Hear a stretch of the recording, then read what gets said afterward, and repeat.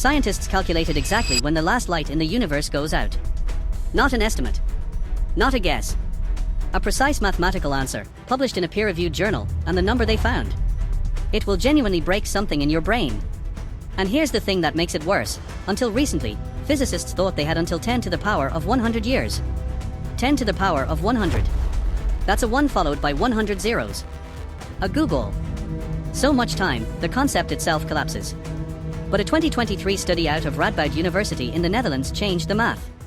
They ran the equations on something physicists had been ignoring, and what they found was that the universe may end its final act far sooner than that. Today, we're going to walk through every step of that math. Let's start with perspective. The universe is 13.8 billion years old. That sounds like a lot, and by human standards, it is absurd. It's incomprehensible. But in cosmic terms, we are newborns. We live in what cosmologists call the Stelliferous era, from the Latin word for star-bearing. This is the golden age of the universe. Stars are forming. Galaxies are colliding and producing new stars. Energy flows freely. Life, at least here, is possible. To understand what the death of the universe looks like, we need to understand all 5 eras, what physicists Fred Adams and Gregory Laughlin laid out in their landmark book, The 5 Ages of the Universe.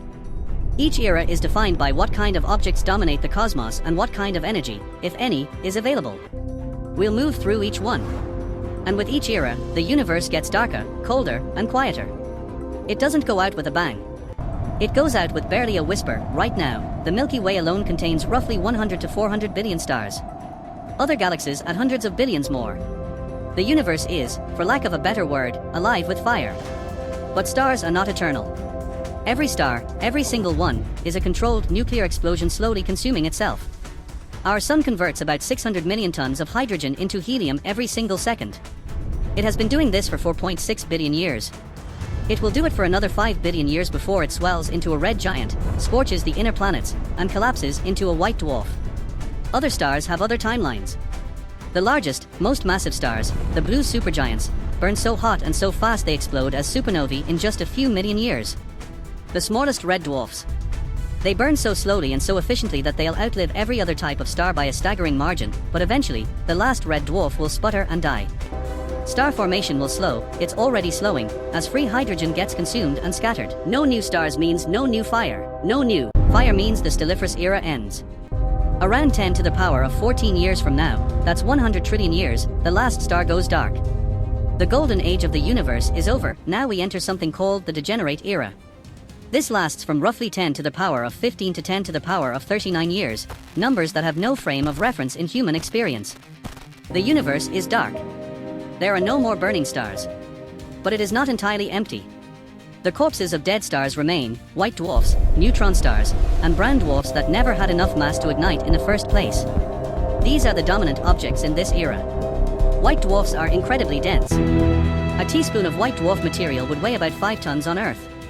They glow with residual heat, slowly cooling over trillions of years. Eventually they'll become black dwarfs, cold, invisible, inert remnants scattered across a lightless cosmos. Here's where something strange happens: proton decay. Most physicists believe that protons, the fundamental particles that make up atomic nuclei, are not actually stable forever. Given enough time, they decay. And the timescale for that, think about what that means.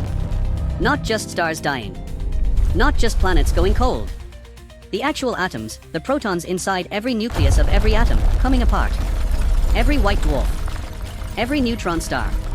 Every grain of dust floating in the void. Gone, not with an explosion, but with an incredibly slow, quiet disintegration.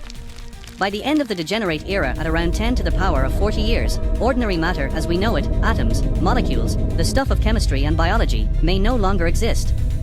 If ordinary matter dissolves by the end of the Degenerate era, what's left?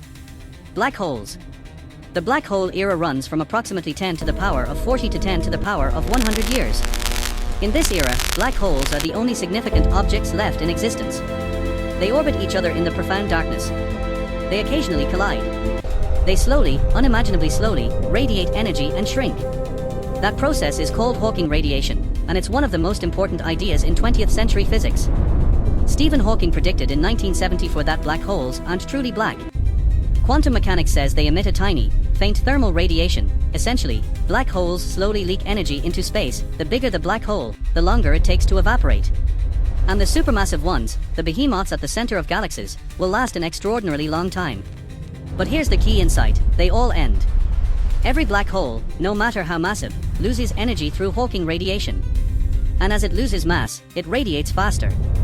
In its final moments, a black hole releases a burst of gamma radiation and disappears in a flash, the last energetic event in a universe that has been dark and silent for an incomprehensible amount of time. Traditional estimates put the death of the last supermassive black hole at around 10 to the power of 100 years, a googol years. This was considered the end. Heat death.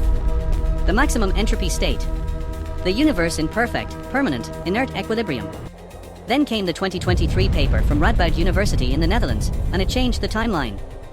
The physicists, Heino Fork, Michael Doolman, and Walter van Swielecom, looked at a question that had been sitting in the corner of the room for decades: does Hawking radiation apply only to black holes, or to other massive objects too?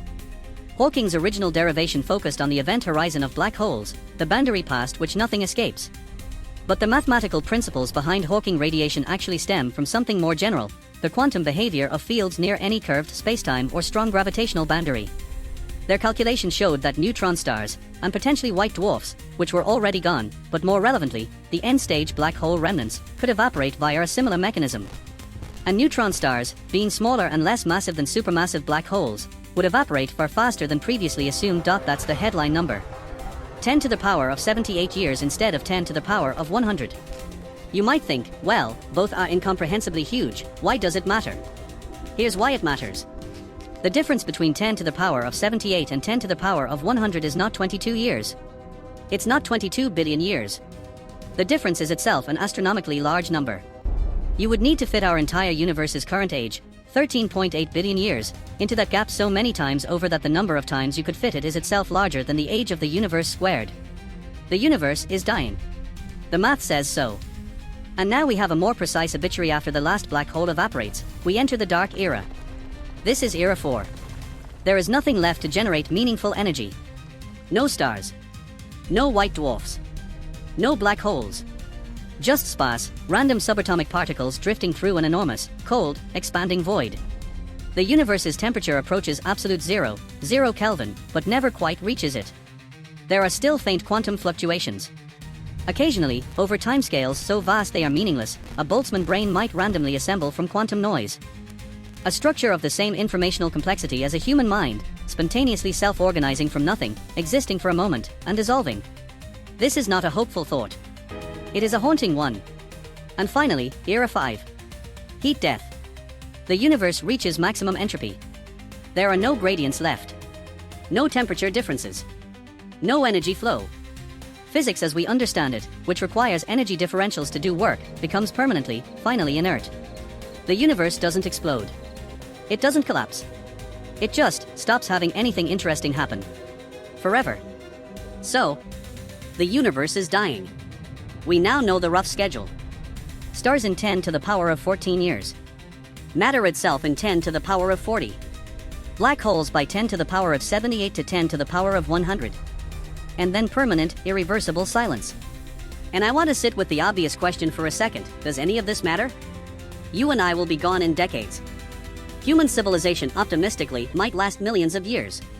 Even that is a rounding error compared to the timescales we've been discussing. I think it does matter. Not because we can do anything about it, we cannot. Not because the math is incomplete, it might be. But because there is something profoundly important about a universe that produced creatures capable of calculating its own obituary. We are the universe becoming aware of itself. The hydrogen that formed in the first seconds after the Big Bang, the hydrogen that became stars, that became heavier elements in supernova explosions, that became planets, that became chemistry, that became biology, that became neurons, that became you sitting here, is now capable of looking back at the entire arc of cosmic time and saying, I understand what's happening. I know how this ends. That's not nothing. In a universe trending irreversibly toward maximum entropy, that is extraordinary. The last light will go out eventually. But right now, it's on. And we're here. And we know the math. If you want to go deeper on any piece of this of black holes, Hawking radiation, the 5 eras, and at the end of this video, hit subscribe if you want more of this kind of content, and I'll see you in the next one.